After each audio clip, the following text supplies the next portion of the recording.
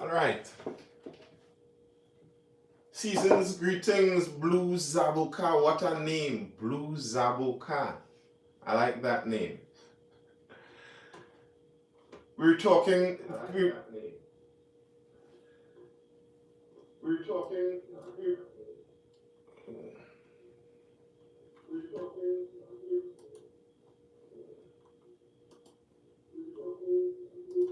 Right.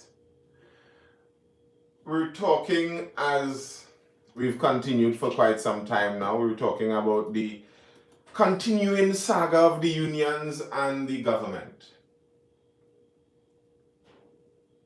Your Christmas tree just so? Well, then you have good taste. You have good taste if your Christmas tree is just like this. Let me make sure my Christmas tree shining in its glory. How's that? How's that? Click, send some likes there. Send some likes in for the Christmas tree. The Christmas tree is lighting.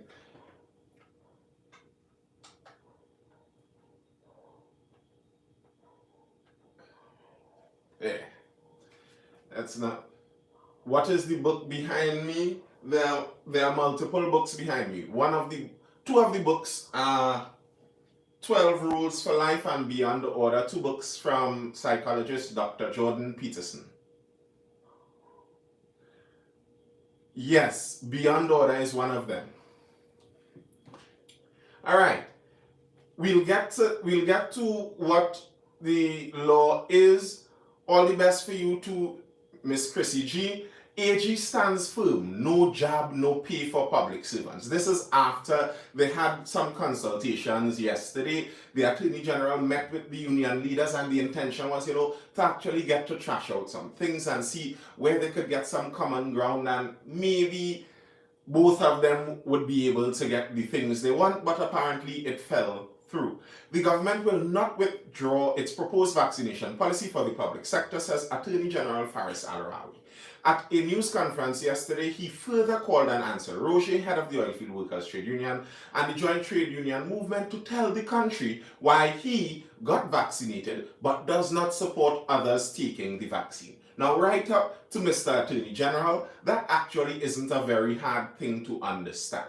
Because from my understanding of this, it's not that they're saying they're against people getting the vaccine. He's combining multiple things there and saying what the men aren't saying. They're against mandating people to get the vaccine. If they have been vaccinated, they're obviously for the vaccine and they think there's some benefit to it. But they're saying that they don't think there's benefit to governments and employers having the power to force workers to be vaccinated, even if it's for a good thing. Al-Rawi said the government's policy is to save lives, as he reiterated that 9 out of 10 patients in the intensive care unit are unvaccinated. The Attorney General added that the Omicron variant of the coronavirus pose dangers, as he noted the health system is under pressure, bodies are piling up, etc., etc. The Attorney General met with the trade union movement and protective services virtually on Tuesday. He said in both meetings there was no support for the vaccination policy. Both meetings there was no support for the vaccination policy. Now, Chiny Douglas is here saying there that the Minister of Labour should be addressing this, not the Attorney General. But if you listen to what the Attorney General is saying continuously, you'd understand very well why he's the one addressing it and not the Minister of Labour. Because he does not want this, or at least they say they do not see this in the perspective as a collective bargaining problem. It isn't a labour dispute. It's a legal dispute. That's why their intention is to go to Parliament to get something passed, to make this into something above the labour disputes. He's going to actually say that eventually here. The Attorney General said he provided this information to the government's team, and he can say today that the government is not in a position to withdraw its policy statement. So we're obviously at loggerheads now. The unions are saying they do not agree with this policy at all, while the government is saying that they are not going to withdraw the policy. So if an unstoppable force meets an immovable object, where do we go from there?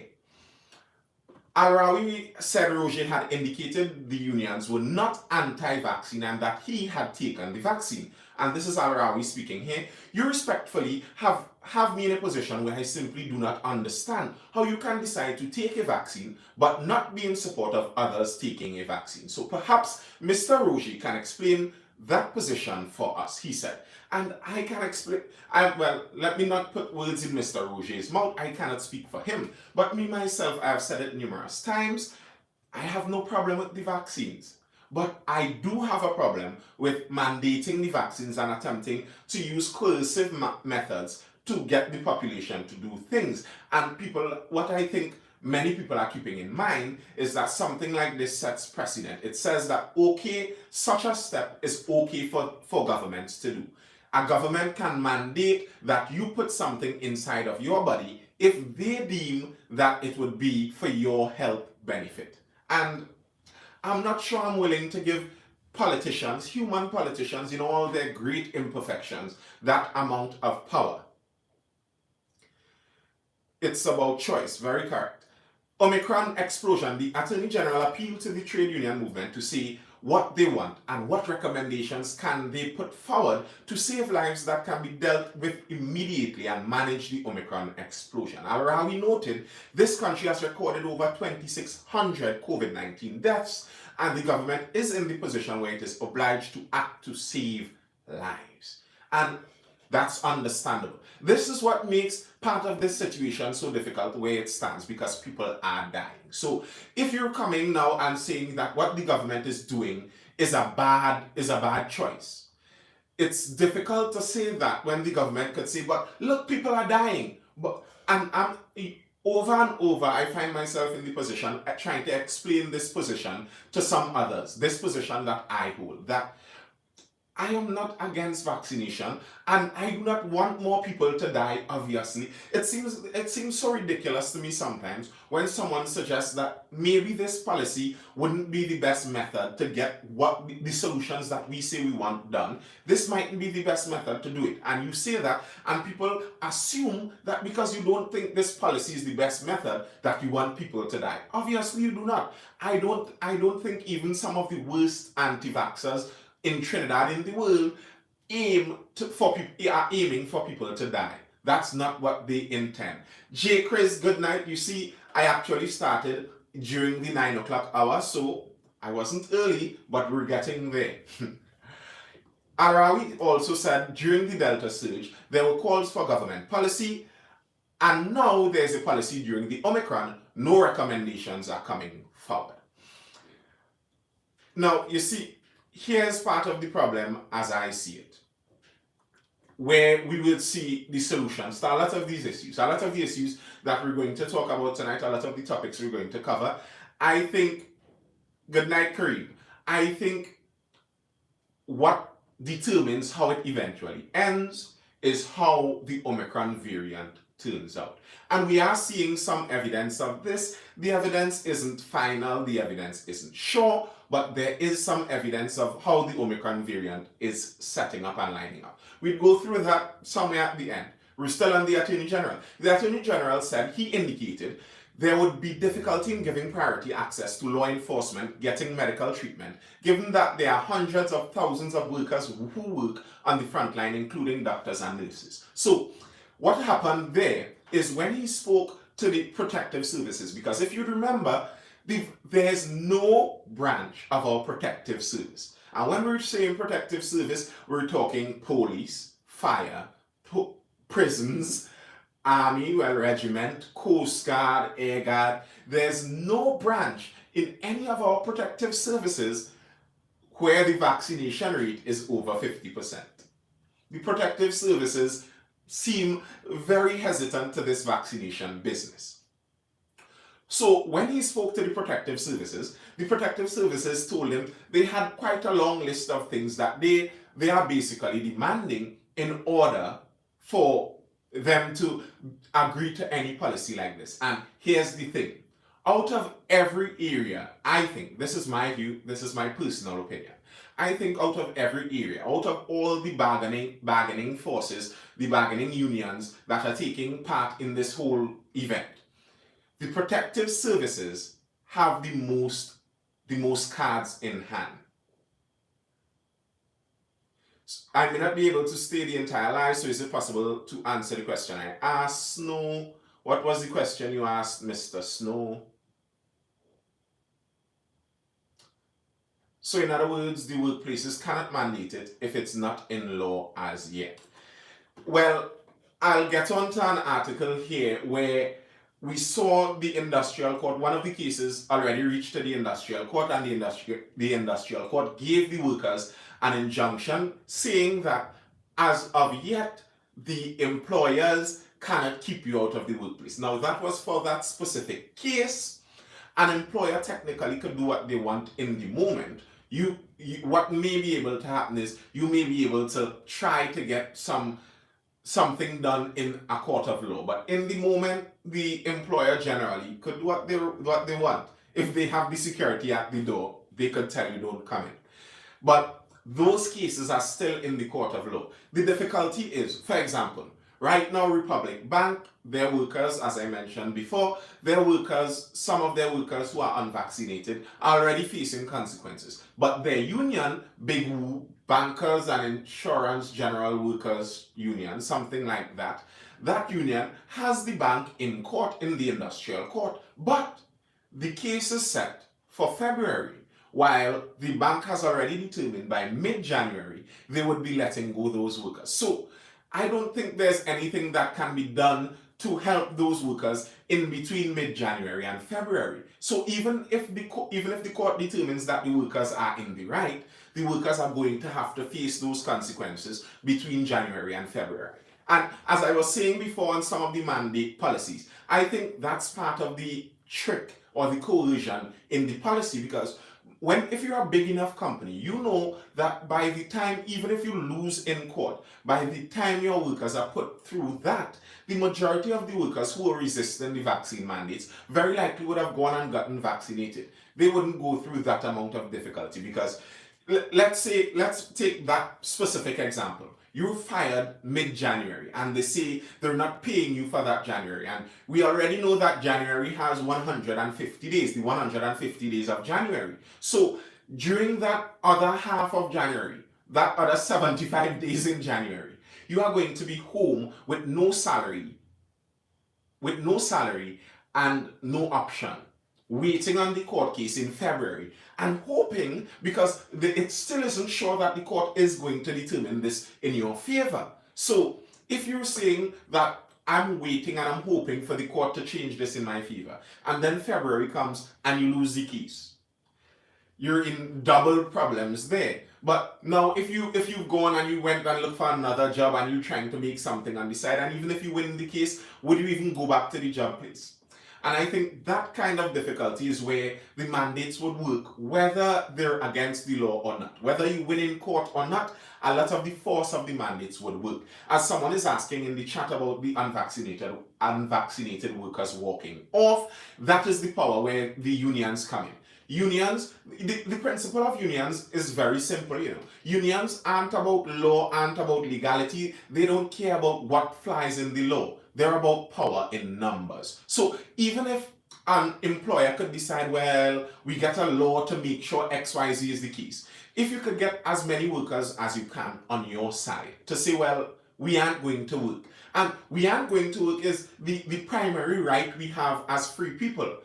The only thing that changes that is slavery. You have the power to decide, listen, I am not going to work. And yes, the employer can say, well, we won't pay you. But if all the employees in a job say, well, we're not going to work, almost all the time, the employers generally come around to where the employees stand. I remember an interesting case a while back. I think it was in Trinidad right here, where some concrete truck workers were attempting to get things going on their side.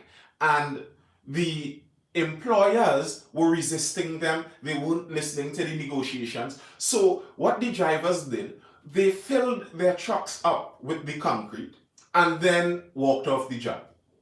You see, in a case like that, what you stand to lose is your salary as a daily paid or weekly paid worker. But if you unite against an employer, generally speaking, what employers stand to lose, the amount of investments they have in those businesses, is way more than what the employees stand to lose. So that's where the power for the employees come in. Okay, back to the Attorney General. I was saying that I think the people who have the most power in this negotiation, when we're talking about the unions, would be the protective services, because the protective services are the ones who would have to enforce things if things kind of go south. The protective services are the enforcement arm of the state. As I keep saying, Dr. Keith Rowley, Mr. Faris Al-Rawi, none of them jump into their vehicles and go along the roadways and ensure that people listen to whatever laws they pass. No. The way those laws that are passed are enforced are by these protective services. So if the protective services are not on the side of the state, and we already see that it is clear more than 50% of them are unvaccinated. So going here, the state could start with the viewpoint that you have less than 50% of the protective services on your side.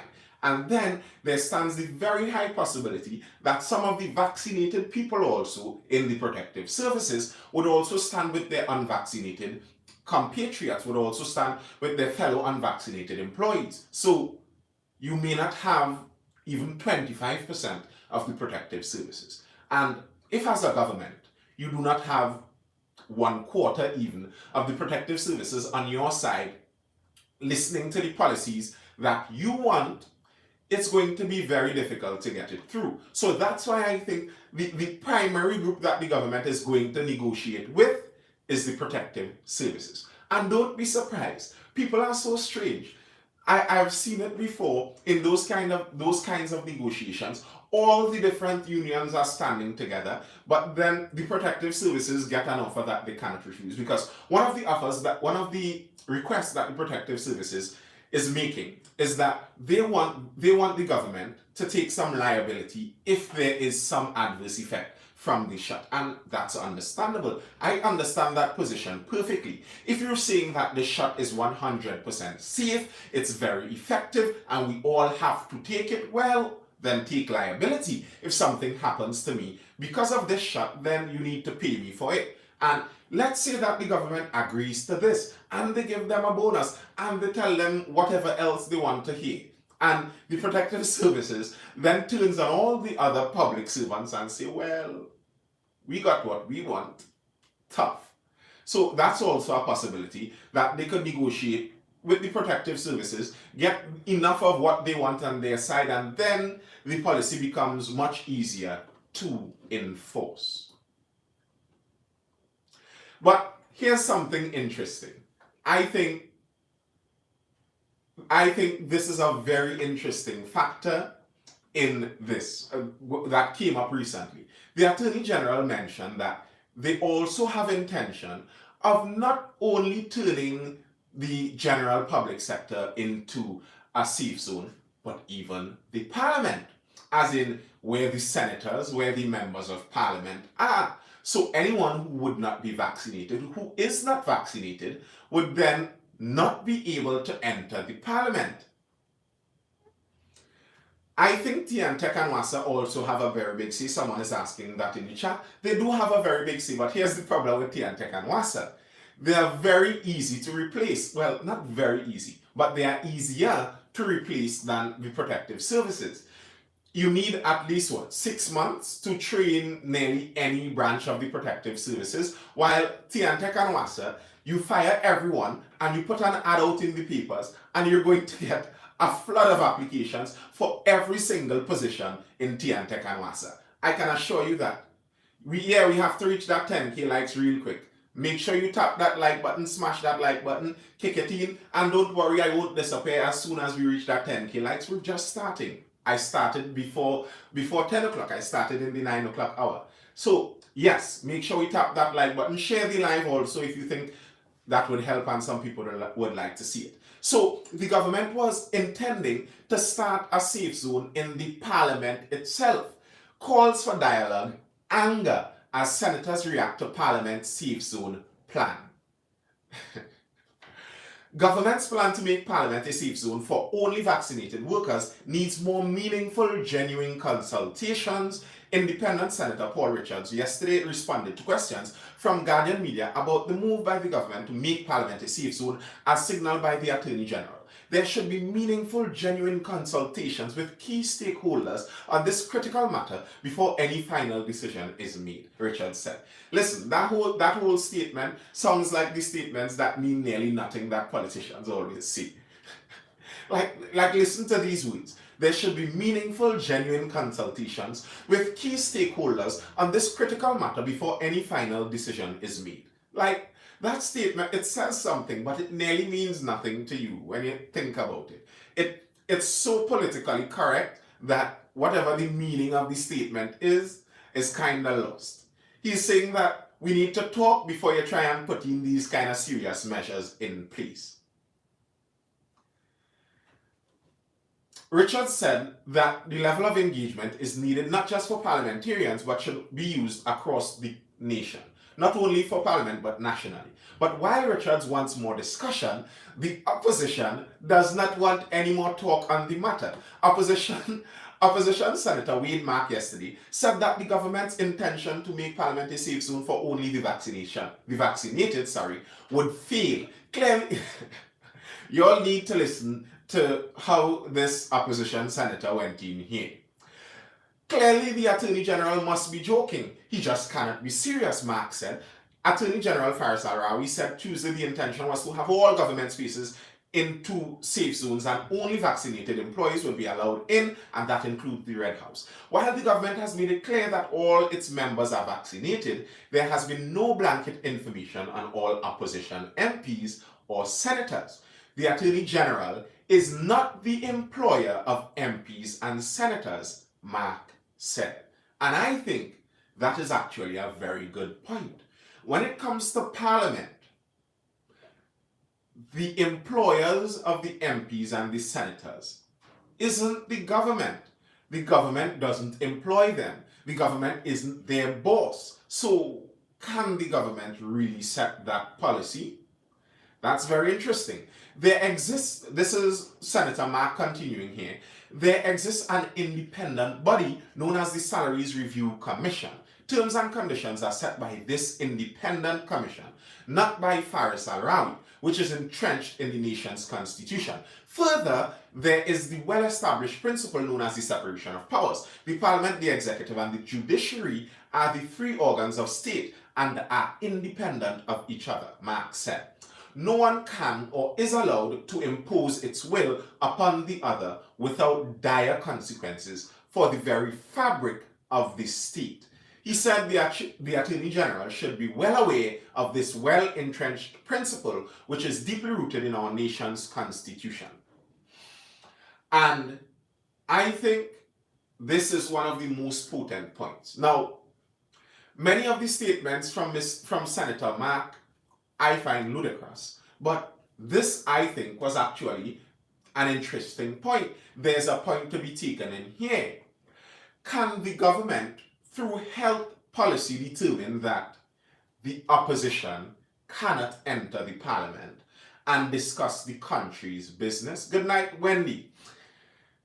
Can the government do that? And wouldn't that be against the very nature of the democratic system? Can you really say as a government, okay, because we determine that this is a health risk, we are going to set a policy in place that the opposing members of Parliament cannot enter the chamber? I don't, thanks for the cat.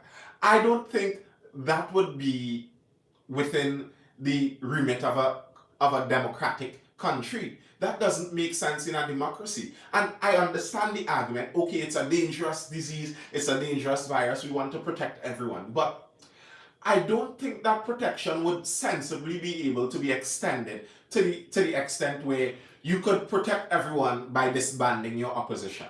And what happens now if the case is all of the opposition members decide they're never going to put in their vaccination status? They're never going to tell anyone it. It's strange.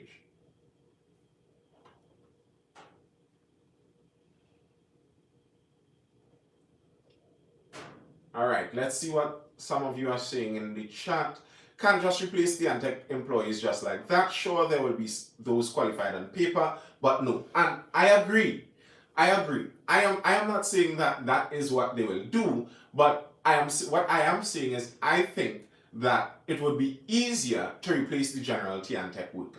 It would be easier, but I still don't think it would be done for many reasons. For many reasons. As I said in the contemplation when I was speaking about workers, in Amtrak in the United States, that's one of their largest train companies. When they started their mandatory vaccination plan, they figured out that regardless of what, if a 30-year veteran on the job decided that, well, I don't want to be vaccinated, to fire him, it would be impossible to replace. You just cannot replace someone like him. But if you're there just 5 years on the job, well, it may be easier to replace you. So it would be a stratified thing. And it is possible that through some negotiation, they could somehow get away with keeping some more of the seniors and they still get rid of some of the more junior staff. I think that is also possible. But as I said, I've said it before, I don't think it is within the scope of the government that they're going to fire all the workers. I honestly don't think that's going to happen. Negotiation has to happen before then. And if the case is that at the end of all the negotiation, the amount of workers who remain unvaccinated is a tiny fraction, then they're at risk. But I think as long as the amount of unvaccinated workers remains such a large majority in some cases, or even a plurality in some of these cases, it's going to be very difficult to just fire them. I don't think that's within the scope. That isn't going to happen. But here's the interesting thing. Someone was asking about the court cases and what the legality of it all. Now, I spoke in the live yesterday and in the video. You could bear in mind these videos, as I've said before, the lives are recorded on YouTube. You could go back onto my YouTube channel, Nathan Springer on YouTube, and the lives would be there, at least for the news bit. At the end of it, we'd have some discussion, and that's not on YouTube. It's just here on this live. So, yes, if you'd like to go back, the lives are on my YouTube channel. I spoke in that about a court case that was won by the Communication Workers Union, and they were able to get 7 workers back on the job. 7 workers who were locked out of their jobs because they were unvaccinated were allowed back on their jobs. They got an injunction. Now, what the injunction is, the case hasn't been determined. The case is yet to be determined on whether it's illegal to keep the unvaccinated workers out. But what the injunction does says that in the meantime, before we determine this case, we're going to say that the workers must be allowed back on work. In the meantime, while the case is in court. So the injunction says, all right, we're still determining it, but allow the people back on work and pay them. That's what the court says. But here's this headline. Despite court ruling, 7 unvaccinated workers again locked out from 2 companies. Despite an order by the Industrial Court on Tuesday that 7 unvaccinated workers be allowed to return to work and that they be paid their salaries, the workers were again locked out of their workplaces yesterday. In an interview with Guardian Media, the CWU, Communication Workers Union Secretary General Clyde Elder, said they will today file contempt of court proceedings against the 2 companies if they continue to violate the court order. On Tuesday, the union filed 2 injunctions in the Industrial Court. The workers were banned from entering. We know the backstory, and they won that case. Well, they didn't win the case, sorry. They got an injunction in the matter where they were supposed to be allowed back on work. But the job said, listen, we don't care what the court says. We're still going to lock you out. And, yes, the status quo. And that was what I was saying previously when someone was asking about the law and the employers. The employers actually have a lot of power, and if the employer still determines they're not going to allow you back on work, then what happens next? This case seems like the employers are determined that they're going to wait till the court sends some direct enforcement in order to get this done. And here's the thing, here's the reality of all governments, of all societies, of all states. And this is the part I think some people don't quite understand sometimes. The law is just words. people can still generally do what they want to do. And if the cases, the country is in such a place where they have enough support, enough popular support on their side to allow them to continue doing what they want to do, then there's nearly nothing the court can say or do about it. I did a contemplation a while back, and I was speaking about the way how most laws are actually enforced by the culture. It's the culture that enforces a law more than the law itself. So the prime example I used was the fact that in Trinidad we have public indecency laws. If you go into the streets and sing lewd songs or dance provocatively or dress in a lewd manner, you are supposed to be arrested. You are supposed to be breaking the law. But nonetheless, we have carnival. This is the home of carnival. And no one is arrested for carnival for acting the way they act, because culture generally determines more precisely how the laws will be enforced. So, as someone in the chat is saying, if this is seen as a health and safety issue, and they say that they fear for their lives and they cannot and will not allow, regardless of what anyone says, they will not allow their employees to be endangered, then they could make an argument for that. Now, this again is what I'm saying is going to eventually come down to how Omicron turns out. Because if Omicron somehow turns out to be very devastating for the entire country, I do not want this. I preface it with this. I do not want this. If Omicron turns out to be very devastating and very dangerous, then policies like this would actually make more sense. When people begin to be locked out of their job places, more people will be okay with it, because they'll be like, okay, lots of people are dying, well, we can allow these stringent measures. But if Omicron turns out to be as mild as it seems in other places, these measures would start to look rightfully more ridiculous as time goes on. If you're seeing that no one is dying any day, we have in the next month, we have possibly one death every 2 weeks from lingering cases, and this person would be someone with severe comorbidities. Then in that case, to lock out 7 unvaccinated healthy workers would seem a lot more ridiculous. But if 1 month from now, things have degraded and the case in our healthcare system seems a lot more scary, then this policy may make more sense. So some of this would be determined by what happens yet in the future. The employer is legally obligated to provide safe working environment. Now, here's the thing. The problem with that is that there could be debate as what constitutes a safe working environment. How does an unvaccinated worker in your workplace decrease the safety of your work environment? And for example, the head of JTAM, the head of the OWTU, he said that in order for them to say that, they have to provide proof that the unvaccinated are the only ones who can get and spread the coronavirus. And everyone knows, the Attorney General said it also, everyone knows there's no proof as such, because vaccinated people can do get, and do spread the virus. And especially when it comes to the Omicron, they do it even at a higher rate than they did before. So if the case is that vaccination or lack thereof doesn't actually decrease or increase the chance of the virus spreading in your workplace, then how can it be said that you're increasing or providing a safe workplace for your other employees? That isn't actually correct. The argument right now, I've said it before, I'll repeat it again. The argument right now for why we need mandatory vaccinations, why we need to encourage more people to be vaccinated, the argument is that our hospital system, the system that we all pay for, the system that we're all connected to, the hospital system is becoming overcrowded and overwhelmed. And when you look in the hospital system, the vast majority of people there are unvaccinated. So an argument can be made that the unvaccinated are causing the hospital system, our healthcare system, to become overwhelmed.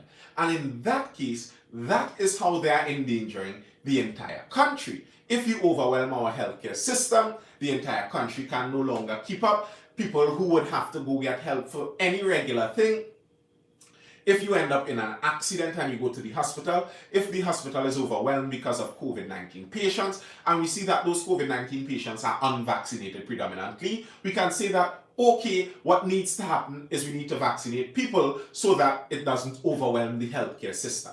That is the argument right now. Not that the unvaccinated are going to give more people the virus. That is not the argument that is being pushed anymore. It's crazy how many healthcare workers opt out of vaccination. That is very interesting. I have had some nurses speak to me about that very same thing. If there are some nurses in the chat, you all feel free to message me also. I'm trying to do a contemplation and compile some information on that. They're saying some interesting things. And I find it very curious, very, very curious, I find it, that so many healthcare workers are turning it down. All right, so that's it on COVID for now. We're changing direction here. We're changing direction a bit. And I'm going to talk about the Revenue Authority, the Revenue Collection Authority, and some of the curious things with it. If they make, before I go on to that, I'm seeing a question here, if they make unvaccinated patients pay for their health care, that may help in encouraging folks to get vaccinated. And I understand that argument. I've seen that before. And I think where that leads eventually is private health care. And personally, this is me, I'm not sure I have a problem with that. The thing is, what private healthcare is you're paying for whatever risks you put onto your body. And a lot of what people go into the healthcare system for are things they do to themselves. Possibly the majority of the people inside of the healthcare system right now are there for things that may have been preventable by their own actions or inaction. So private healthcare solves that problem. And I think if we're arguing that the unvaccinated need to pay for their own healthcare because of the strain they're putting on the system, then that argument could be turned at the obese or people who are eating unhealthily and living unhealthy lifestyles. And in that case, then it may be best we just change the entire system to private and let us all pay for the consequences of our personal choices. All right. So we're going to the Trinidad and Tobago Revenue Authority. Government goes after revenue collection for 2022. On March 21st, 2002, they're telling the history of how the Revenue Authority came about. I'm not looking to go through all of that, but suffice it to say that the PNM government since 2002 was looking to get a Revenue Authority in place. Now, what the Revenue Authority aims to do is combine all the different areas of revenue collection in the country. So wherever you're supposed to be paying tax, it's all supposed to be now focused into one institution. The two revenue divisions that were in question were the Customs and Excise Division and the Board of Inland Revenue. And they were attempting to now coalesce these together. The problem was that at no point in time they seemed to get support from the opposition. The opposition never wanted to get through with that.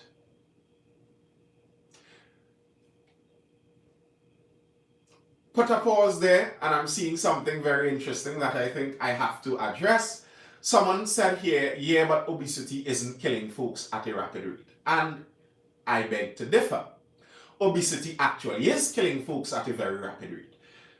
Go look at the rate of people dying from heart disease triggered by obesity, from cancer, which is exacerbated by obesity, from diabetes, which could be exacerbated by obesity also, and even in COVID itself. Look at the deaths of COVID patients and see how many of them, their comorbidity was obesity. There was a statistic that came out since 2020 in a study. A 35-year-old person suffering with a comorbidity, and that comorbidity would be either obesity, diabetes, or hypertension. A 35-year-old person stood the same risk of being hospitalized as a 75-year-old person with no comorbidities. So it expanded your risk greatly. So obesity is actually way more dangerous than a lot of people give it credit for. Obesity may actually be one of the most dangerous and debilitating things on this entire planet. It may be one of the things that sucks the most resources out of our healthcare systems, if we're being honest. Right, that's that.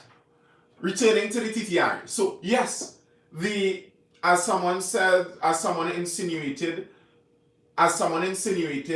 about the IRS, it is something similar to the IRS. And they spoke about that their intention was to make it similar to what exists in many other countries. According to the Organization of Economic Development and Cooperation, there are more than 60 tax administration entities that can be classified as semi-autonomous agencies. These include the US IRS, the UK HMRC, Australia Tax Office, Canada has one, Sweden, Singapore, the Spanish have, the Saudi Arabians have, and Mauritius. So it's a thing that exists in multiple places. The current system of taxation places the burden of revenue collection on a few. The two that it places the burden of revenue collection on are first the employees from both public and private sector whose taxes are withheld at the source. So pay as you earn. As soon as you get your money and it drops in your bank, they take the taxes one time out of it. You can't even lie and hide about that. That's that. You lose your taxes instantly. And the second group that the tax burden is on would be the compliant businesses. The compliant businesses who decide that, okay, we want to pay the right amount of taxes every year. They are audited every year and they go through this process. So part of the reasoning given for this expansion of the Revenue Authority and really putting it in one place is that one of the problems Trinidad faces is not everyone pays taxes. The people who pay taxes and the people who don't pay taxes are a well-known separate group. If you start a private business and you don't register your business, very likely you aren't paying taxes. Many of the sole traders that are working in Trinidad, they aren't paying taxes. And here's the dichotomy where I find myself. Here's the difficulty I find myself in. I could understand not wanting to pay taxes to the government. And I could understand it in this framework because you look at the government, you look what they spend money on. And if I'm here making just enough to invest in myself, invest in my future, invest in my family, and I look at the government and I see this government is wasting money in paying 20 million to Faris Al-Rawi, our Attorney General, to rent buildings that they don't even fully utilize, while they have open land that the government owns and the government could build a building for the rent they're paying the Attorney General. So I'm looking at this and I'm wondering, my little small taxes that I'm sure I could reinvest into myself and make myself better, do I really want to pay to the government so that they could make their friends richer? It's a difficult thing, and I understand that dichotomy. I understand that part. But here's the balance of it. The case is right now, as it is, there are people paying taxes. So if I am a business right now, or if I'm an employee right now, and I am paying taxes, I am the one who is currently paying for renting the Attorney General's building. I don't have a choice in the matter. I can't stop it. Nothing I could do could stop them from renting that building. And they're taking my money either way. Then I would want it to at least share fairly around the country. I can't be the only one suffering here. I would want it to have some fairness in how the taxes are paid. So that's the weird balance I find myself in here. I understand not wanting to pay any more taxes to corrupt politicians, but when the system is already there and it's already unfair, the argument for the Revenue Authority is that it would seek to make the system more fair. And it's similar with the property tax. There are some people right now already paying property taxes. And what should be done? Should they continue unfairly paying property taxes by themselves while there are many wealthy businesses that don't pay any? Or should we allow now that even someone who has their small little home must now pay property taxes, send it to the government that would then waste that money? It's a weird dichotomy. It really is. Building a building and maintaining that building is the next story. Agreed. But either way, the government pays enough rent to the Attorney General for him to maintain his building apparently and still make a profit. So I don't think that's a fair argument for them anyway. They could still build a building and still maintain the building for the same money. And I'm almost sure that they would be willing, someone asked in the chat, if there would be tax amnesties for the last 2 years.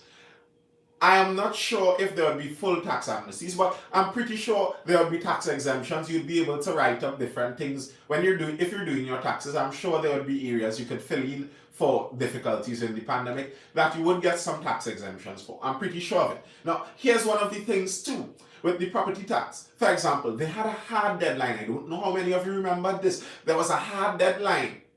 There was a hard deadline with the property tax and sending in your forms. Send it in by November 30th or else. But here's the difficulty. If they don't reach a certain number, the property tax cannot be engaged. So when November 30th was drawing nigh and it was recognized the number still wasn't going to be attained, this very hard, strict, dangerous, scary deadline was pushed back. And that's one of the things with taxes. That's one of the things you notice very regularly with taxes. Would the brand of cement affect property tax? Asking for a friend. Very interesting question. So, the thing with a lot of these taxes, as we were speaking about laws before, what you're aiming for here is you want people to voluntarily give you money. It's actually pretty difficult to go around and force the entire country to give you money. That gets really difficult. So what you need is for people to voluntarily give you money. So what you're trying to do is encourage, then scare, then encourage, then scare, then encourage, then scare. So the proverbial, I'm not sure how many of you are familiar with the carrot and the stick. You have the carrot of, yes, you get a tax exemption now. If you do it, there's an amnesty, here's the carrot, here's a little food. And if you pay more taxes, we'll be able to do this and we'll be able to do that. But then there's the stick of, you better do it or else. But the truth is, if the donkey in the middle, because it's usually a donkey they're trying to get to move with this carrot and stick. If the donkey in the middle doesn't move, there's nothing the carrot and stick could really do in that case. And in the literal case of the government, it may actually stall some of the plans for the property tax. And I'm not sure how all of that would fit in, because I don't think the reasons that a lot of people don't want to get into the property tax only have to do with they don't want to help the country. A lot of people, a vast majority of people in this country, built buildings and have no official plans or anything for their building. They just built a building on some land they had. So, to do a valuation then, and you were paying nothing on anything to do with that building for your entire time, to then have to be forced to increase that to even 300. Let's say it's even 200. It's 200 a month you have to pay. That would not be a thing that many people would be interested in, regardless of how tempting they make it sound. Within the introduction of a new tax, is the government even considering inflation? Salaries still need to be updated to account for inflation. Inflation is such a strange thing. Inflation, this is what it seems like to me. And I respect people with their knowledge. I respect people with their professional abilities. I understand many people go to school for very long to learn some of these things and have a lot of experience in it. But I find a lot of economists seem like they don't know what they're talking about. I'm sorry if I'm offending economists listening, but sometimes it seems ridiculous to me. A lot of the things to solve inflation all seem to increase inflation even more. You increase salaries, you forcefully increase salaries. You say, okay, we increase the minimum wage, so now someone who was working in a business place previously, who you were paying $10, you as the businessman determined that this person was worth $10. And now the government tells you that you are forced to pay this person $20. Now, what is going to happen in that case? Are you going to increase your evaluation of this person's work? Do you actually think this person would be worth double? Or what would happen would just be that you transfer now that double value onto the customers that were paying. And it would just chase inflation up. For me, the only thing I see that really helps inflation is increasing the productivity. people need to make more and you need to regulate less. If the government keeps putting their fingers on the scale and putting their fingers on the scale, it makes the system off balance, and then you have inflation skyrocketing around the system, trying to rebalance things because the government put their finger on the scale here and the government put their finger on the scale there. I'm not sure what is going to be done about inflation. I'm not sure what could be done about inflation, because part of the reason for inflation right now, in the case as we see it right now, is because we are facing global problems. I read an article today. We are out of matches.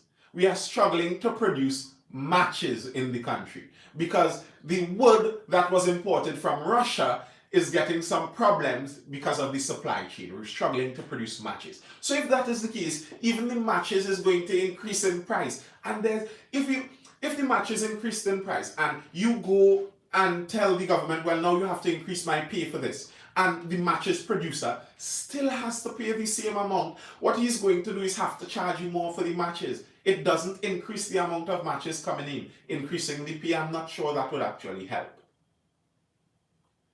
All four is going to be, well, we always have the pebbles. You always have the pebbles. We wouldn't run short of those, I think. All right, final article for the night. And this isn't a news story. It was an editorial, a commentary in the Newsday paper. And I found it very interesting because let me go get some lighters, because the person went through and took in quite a bit of the information and data on schools and the effect closing of schools is having on the population. This is very interesting. School closures hurting GDP. The article is long, I'll try to skip out some. We belong to a nation that has maintained a common thread in its communication since March 2020, that we follow the science. If in fact we are guided by science in navigating our country through this COVID-19 pandemic, how can we be in a position where our schools remain predominantly closed for over 600 days? While school closure was a prudent step taken to protect society in March 2020, some 21 months ago, based on the level of uncertainty and how COVID-19 would impact the health and well-being of our people, this is no longer the case. And this is something I have been saying too. I find it ridiculous that a lot of the policies, so many of the policies, seem to be the same and maintaining the same over the last nearly 2 years.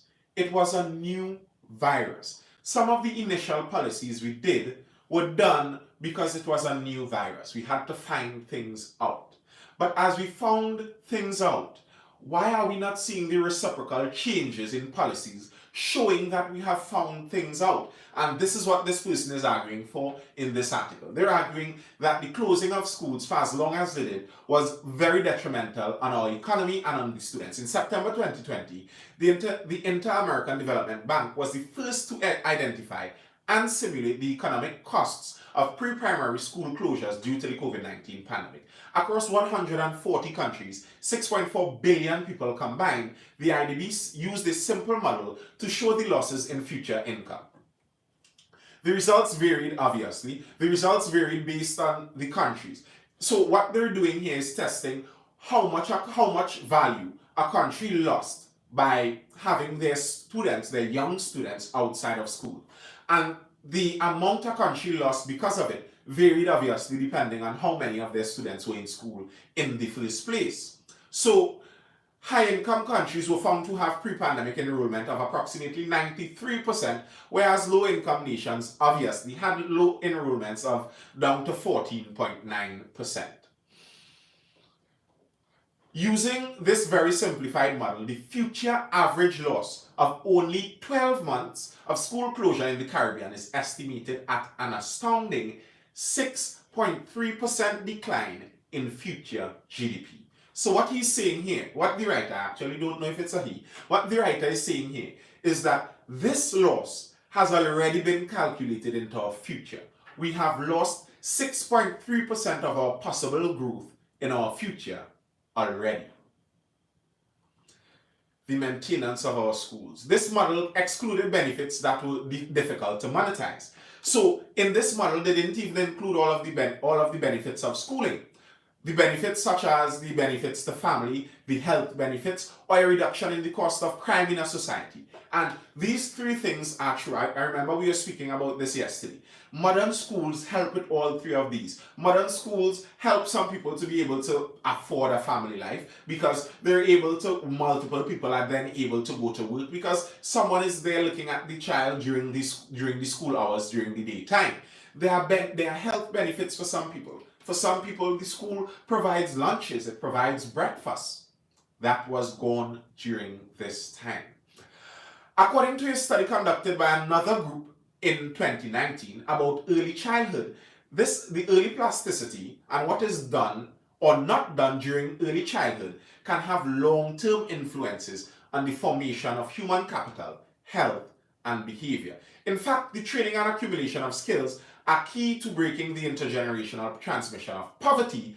So this interruption of learning has only deepened pre-existing inequities. So what happens, what he is saying is happening there, what the writer is saying is happening there, is because of the nature of what poverty is. For most people, if they're on the lower side of income, the school would be where their children would be able to go to be able to exit the cycle of poverty they're in. Because many times, some people may be in poverty because they haven't had an education.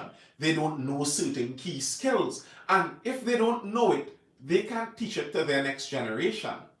In order to teach it to that next generation, in order for that next generation to escape that cycle of poverty, schools have been a key part in that. You see, schools help. Now, schools never have, and they maybe never will, totally level the playing field. If you're wealthy, you still do better in schools. But what schools still allow is that at the ground level, at the entry level, you're allowing people who may have, because of their financial situation, may have never been able to access that level of education to allow their next generation to succeed so much more than they did.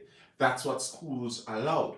And now, with them out, you're closing that window, closing that door of opportunity that may be the only one that existed for many people. In a region as deeply unequal as the Caribbean, where 1% of the richest accumulate 21% of the income of the entire economy, childcare and school centers become a protective space, providing opportunities to deploy, consolidate, and strengthen society safety nets. Now, here's some info on Trinidad. In 7 months into the school closure, 26.7% of students had no access to online learning. So, what that means is about 47,000 students never logged on for schooling in 415 days of schooling. There were 415 days that 47,000 of our students never logged on. They weren't there. They missed that. They missed that entire bit of schooling. And what do you think happened to 47 students in that meantime? Do you think what they were doing would have them better off now and have them better off in the future and have our country better off in the future than if they were in school? I don't think so.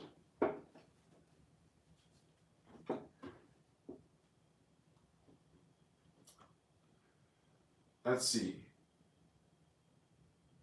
And the final point that he made was where the parents were affected the most, the kinds of parents that were affected the most. The kind of parents that would be affected the most if you don't have school anymore. You have no facility that could watch a child for 8, 9, 10 hours during the day.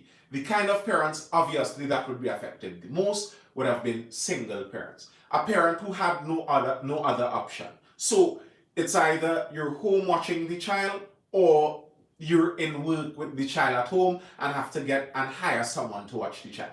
I remember hearing from someone, because I do some tutoring and I know some people who do some tutoring, and even down to the really low levels.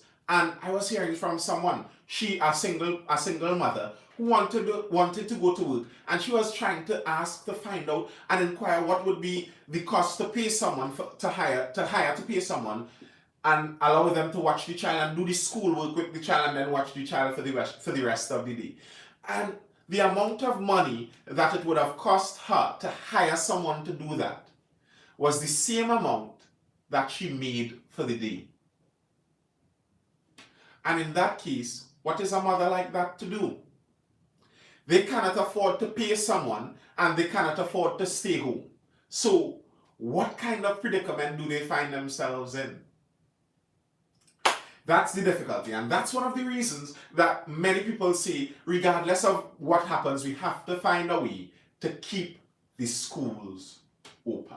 Okay, that's all for my YouTube live. I'm going to turn that off, and then we'd sit and have some chat on the TikTok here.